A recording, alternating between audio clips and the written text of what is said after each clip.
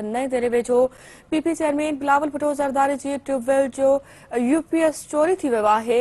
चोर ट्यूबवेल ते लॻल यूपीएस खणी विया आहिनि। पुलिस जो चवणु आहे त चोरी में मुलविस जवाबदारनि खे गिरफ़्तार कयो वेंदो। नाज़रीन, अवां खे अहम ख़बरूं पिया नए दरे खां त नए दरे वेझो पीपी चेयरमैन बिलावल भुट्टो ज़रदारी जे ट्यूबवेल जो यूपीएस चोरी थी वियो आहे।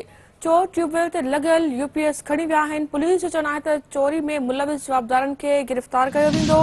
अहम ख़बर नाज़रीन अवां सां शेयर कयूं पिया नए दरे खां त नए दरे वेझो पीपी चेयरमैन बिलावल भुट्टो ज़रदारी जे ट्यूबवेल जो यूपीएस चोरी थी वियो आहे। चोर ट्यूबवेल ते लॻल यूपीएस खणी विया आहिनि। पुलिस जो चवणु आहे त चोरी में मुलविस जवाबदारनि खे गिरफ़्तार कयो वेंदो। इन हवाले सां वधीक कहिड़ा तफ़सील आहिनि ॼाणण लाइ राब्तो कयो आहे सिटी न्यूज़ रिपोर्टर रहमत मौर्य सां। जी रहमत, अपडेट कजो। चोर ट्यूबवेल ते लॻल जेको यूपीएस उहो खणी विया आहिनि, इन हवाले सां अपडेट कजो।